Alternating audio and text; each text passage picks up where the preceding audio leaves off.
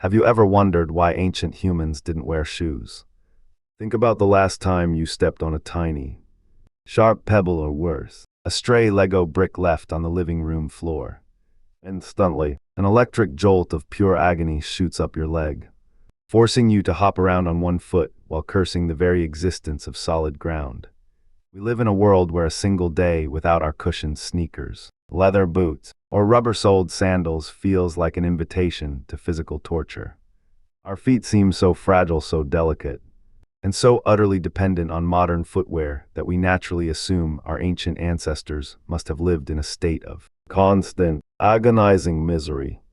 We picture them hobbling through the wilderness, their souls bleeding, infected, and torn to shreds by the unforgiving terrain of the Pleistocene. But this assumption is not only wrong, it completely misunderstands one of the greatest evolutionary success stories in the history of life on Earth. The truth is, ancient humans did not go barefoot because they lacked the intelligence to wrap their feet in animal skins. These were people who could track a mammoth across hundreds of miles of rugged wilderness, craft deadly obsidian spears with microscopic precision, and sew complex, form-fitting parkas to survive the brutal, freezing winds of the Ice Age. If they wanted to make shoes, they easily could have. Yet, for hundreds of thousands of years, they chose to walk, run, and hunt with their bare soles directly touching the raw earth. To understand why, we have to look past our modern, shoe-deformed feet and explore the incredible, self-healing, shock-absorbing biological masterpiece that is the natural human foot. To understand how this masterpiece was built, we must travel back millions of years in our evolutionary history, long before the first human ever walked the earth. Before our ancestors stood upright, they lived in the dense canopy of ancient African forests. Their feet were not designed for walking on flat ground, they were designed for grasping. If we look at the fossilized remains of Ardipithecus ramidus, an early hominin that lived about 4.4 million years ago, we see a foot that looks remarkably like a hand. It possessed a highly divergent big toe that functioned like an opposable thumb, allowing Ardipithecus to clasp tree branches with incredible strength and agility. But as the global climate shifted, the dense forests of Africa began to recede, giving way to open, grassy savannas. To survive in this new, vast landscape, our ancestors had to do something revolutionary. They had to descend from the safety of the trees and walk across the open ground. This transition from tree climbing to upright walking forced a radical redesign of the hominin foot. We can see the stunning results of this evolutionary overhaul in a discovery made in 1976 in Litali, Tanzania, by the legendary paleontologist Mary Leakey. Deep within a layer of ancient volcanic ash that had been dampened by a brief rain shower and then hardened like cement, under the hot sun, she found a trail of fossilized footprints. These prints were left 3.5 million years ago by 3 individuals of the species Australopithecus afarensis, the very same species as the famous Lucy fossil. When scientists analyzed these footprints, they didn't see the grasping, hand-like foot of an ape. They saw a foot that was shockingly modern. There was no opposable big toe. Instead, the big toe was aligned perfectly with the other toes, pointing straight ahead to provide maximum propulsion. There was a clear, deep heel strike, followed by a transfer of weight along the outside of the foot, culminating in a powerful push-off from the ball of the foot and the big toe. Most importantly, the footprints revealed a distinct, elevated arch. What is the purpose of this arch? And why is it so crucial to our survival? The human foot is not just a flat, rigid platform, it is a highly complex, dynamic suspension system. It houses 26 bones, 33 joints, and a complex web of over 100 muscles, tendons, and ligaments. When you take a step, your foot undergoes a beautiful mechanical transformation. As your heel hits the ground, the arch flattens slightly, stretching the thick band of fibrous tissue on the bottom of your foot known as the plantar fascia. This stretching action absorbs the kinetic energy of your body weight slamming into the ground, acting as a natural shock absorber. Then, as you transition your weight forward to take another step, the arch recoils like a loaded metal spring, releasing that stored energy and propelling you forward. This is known as the windlass mechanism. It is an incredibly efficient system that saves an immense amount of metabolic energy, allowing humans to walk and run for distances that would exhaust any other mammal on Earth. But even with a perfect biological suspension system, how did our ancestors protect their bare skin from sharp rocks' thorns and freezing cold? Surely, the skin on the bottom of their feet would wear thin and tear under the constant friction of daily survival. To solve this mystery, we must look at a groundbreaking study conducted by Dr. Daniel Lieberman, a world-renowned evolutionary biologist at Harvard University. Published in the prestigious journal Nature in 2019, Lieberman and his team set out to investigate the biological defense mechanism of the barefoot human, the callus. Today, we tend to think of calluses as ugly, dry, and diseased patches of skin that need to be scraped away at a spa. But to our ancestors, calluses were a vital survival tool. Lieberman and his team traveled to western Kenya to study two distinct groups of people: those who had walked barefoot their entire lives, and those who had worn shoes since childhood. Using specialized equipment, the researchers measured the thickness of the calluses on the participants' feet and, crucially, tested their tactile sensitivity. They used a device that delivered precise mechanical vibrations to the soles of the feet, measuring the exact threshold at which the nerves could detect the stimulus. The results were absolutely mind-blowing. The barefoot individuals had calluses that were significantly thicker and harder than those of the shoe wearers. As expected, however, this thick layer of dead skin did not reduce their ability to feel the ground. Their tactile sensitivity was virtually identical to those who had worn soft, cushioned shoes their entire lives. How is this biologically possible? Lieberman explained that calluses are made of highly compacted keratin, a tough protein that also makes up our hair and fingernails. Unlike the thick, soft foam soles of modern running shoes, which absorb and dampen the mechanical vibrations of the ground, a hard callus is an excellent conductor of physical energy. When a barefoot person steps on a pebble, the hard callus doesn't compress. Instead, it transmits the physical pressure and vibrations directly through the skin to the deep sensory receptors, known as Pacinian corpuscles beneath. This meant that ancient humans possessed a natural soul that was incredibly tough and puncture-resistant, yet still allowed their brains to receive a high-definition, real-time map of the terrain. They could feel every crack, slope, and texture of the earth, allowing their muscles and joints to adjust instantaneously to prevent slips, trips, and joint strain. Modern shoes, by contrast, act like sensory deprivation chambers for our feet, blocking this vital feedback loop and forcing our bodies to walk blind. If the natural barefoot was so perfect, when and why did we ever start wearing shoes? This is one of the most frustrating questions in archaeology. Unlike stone tools, pottery, or metallic weapons, primitive shoes were made of highly perishable organic materials like animal hides, woven grass, or bark. In almost all natural environments, these materials rot away within a few decades, leaving absolutely no trace behind in the fossil record. For a long time, archaeologists were stuck in a dark room, guessing when the first shoe was invented. But in the early 2000s, a brilliant physical anthropologist named Erich Trinkhaus realized that the answer wasn't hidden in the soil, it was written in our bones. Trinkhaus, along with his colleague Hong Sheng, decided to analyze the fossilized remains of a 40,000-year-old human skeleton known as Tianyuan-1, which had been excavated from Tianyuan Cave near Beijing, China. Trinkhaus knew that bones are not static. Lifeless structures, they are dynamic, living tissues that constantly remodel themselves in response to physical stress. This is a biological principle known as Wolff's Law. If you put a bone under constant, heavy mechanical stress, it will grow thicker, denser, and stronger to support that load. If you remove the stress, the bone will become thin, weak, and gracile. Trinkhaus focused his attention on the tiny bones of the feet, specifically the proximal phalanges, which are the bones at the base of the toes.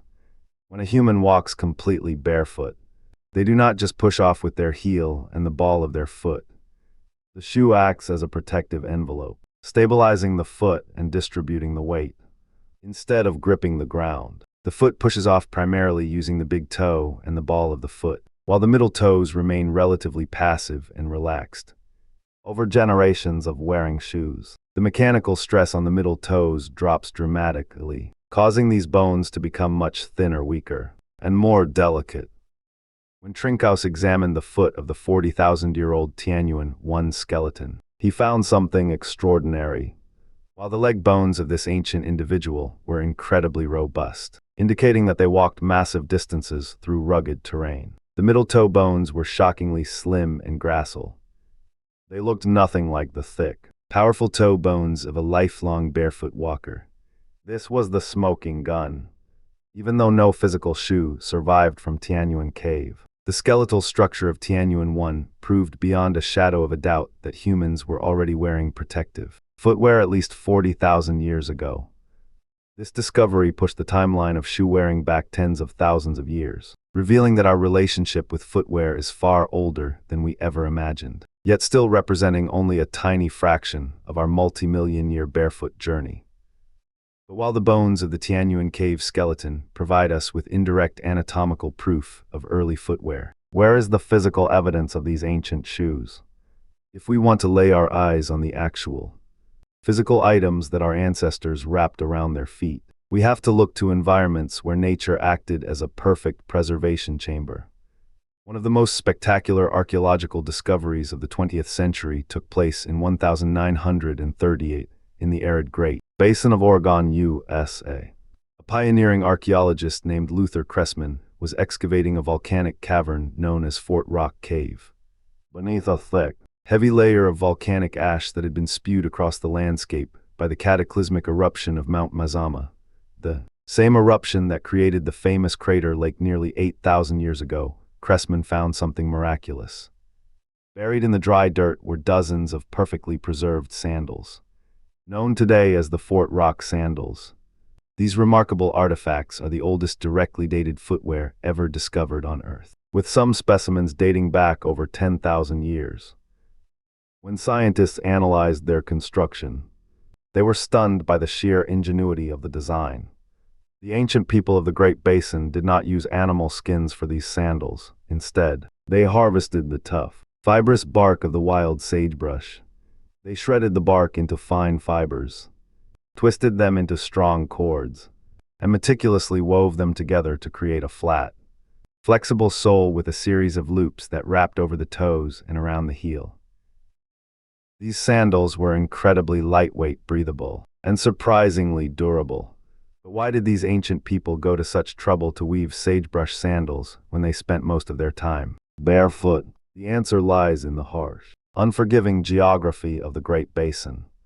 The landscape was littered with sharp, jagged volcanic pumice and obsidian, which could easily slice open even the toughest, most calloused bare feet. Furthermore, during the scorching summer month, the desert sand would reach temperatures hot enough to cause severe thermal burns. The Fort Rock sandals were not worn for daily comfort or fashion. They were specialized survival tools, put on only when the environment became too hostile for the natural human foot to handle. To see the next major leap in shoe technology, we must travel halfway across the world to the rugged mountains of Vayats Dzor province in Armenia. Here, in 2008, a doctoral student named Diana Zardarian was excavating a cave known as Arany-1, a site famous for housing the world's oldest known winery.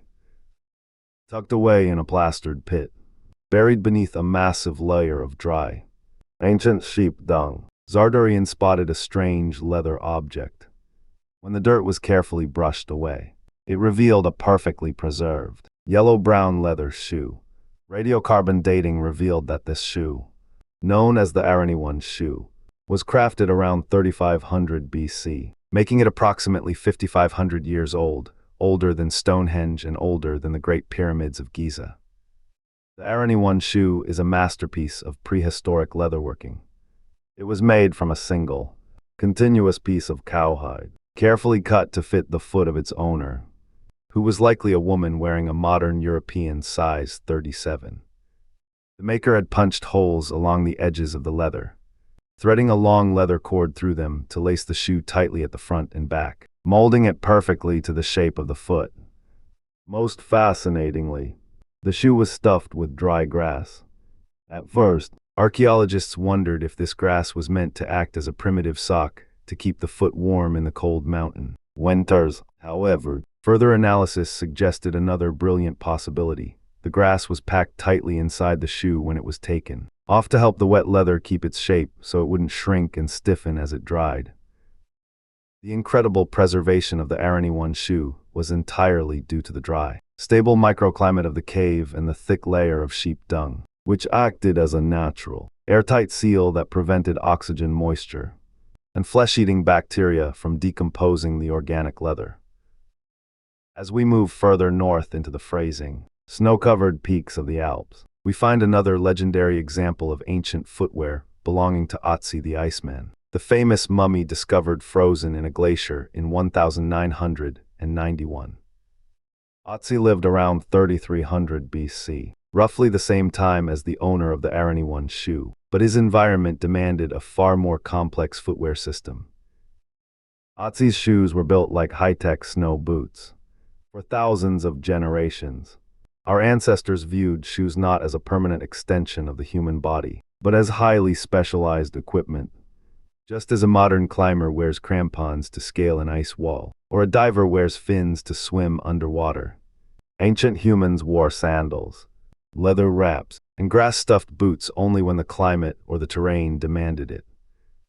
When the winter snows melted, or when they left the jagged volcanic fields, the shoes came off, and they returned to the natural, bare-soled state that evolution had perfected over millions of years.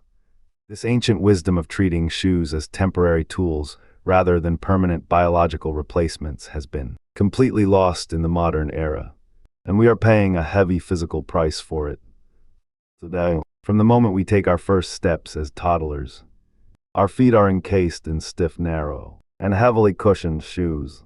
We wear them at home, at work, at the gym, and on the streets. By wrapping our feet in these synthetic casts for our entire lives, we have systematically deactivated the brilliant suspension system that nature spent millions of years building. If you compare the foot of a modern Western shoe wearer to the foot of a person from a habitually barefoot society, the differences are shocking. The natural human foot is designed to be widest at the toes, allowing them to splay out and grip the ground to distribute our body weight evenly. But almost all modern shoes, from high heels to athletic sneakers, feature a tapered toe box that squeezes our toes together. Over time, this unnatural pressure structurally deforms the foot, forcing the big toe inward and causing agonizing, bony protrusions known as bunions. Furthermore, because modern shoes feature thick, rigid arch supports the muscles, tendons, and ligaments in our feet no longer have to do any work to support our body weight. Like any muscle in the human body, if you don't use it, you lose it. The intricate muscles of our feet slowly atrophy, causing our natural arches to collapse and leading to flat feet, chronic plantar fasciitis, and a host of balance issues. But the damage of modern footwear doesn't stop at our feet. It travels all the way up our skeletal system, altering the very way we walk and run. In his extensive research at Harvard, Dr. Daniel Lieberman discovered a profound biomechanical difference between how barefoot people run versus how shoe-wearing people run. When you run barefoot, landing heavily on your heel is incredibly painful because there is no foam to cushion the impact. As a result, barefoot runners naturally land on their forefoot or midfoot. This forefoot strike is a biomechanical masterpiece. It allows the longitudinal arch of the foot, the Achilles tendon, and the calf muscles to act as a giant, elastic spring system, absorbing the force of the collision and converting it into free kinetic energy for the next stride. When you put on a modern running shoe, however, the thick, cushioned heel pad makes heel striking completely painless. This encourages us to take longer strides and land heavily on our heels with our legs completely straight. But here is the catch: the foam in your shoe might absorb some of the local pain, but it cannot defy the laws of physics. The massive impact force of your body weight slamming into the ground doesn't disappear. It is simply transferred up your skeleton. because a straight leg cannot flex to absorb shock. A massive physical force, up to 3 times the impact energy of a barefoot stride, shoots straight up your ankle, through your shin bone, and directly into your knee and hip joints. This constant, repetitive hammering of our joints may explain why rates of knee osteoarthritis, a painful degenerative joint disease, have doubled in the Western world since World War II, a timeline that directly coincides with the invention and mass marketing of the heavily cushioned, modern athletic shoe. This brings us to a profound, ultimate paradox of modern human existence. In our relentless quest for comfort, safety, and protection, we have built a synthetic world of smooth concrete, flat asphalt, and soft foam. We wrapped our feet in high-tech materials to shield them from the raw, unpredictable earth. But in doing so, we have made our bodies fragile. We have traded the strong, resilient, and highly sensitive feet of our ancestors for weak, deformed appendages that cannot survive a walk in the park without a layer of rubber beneath them.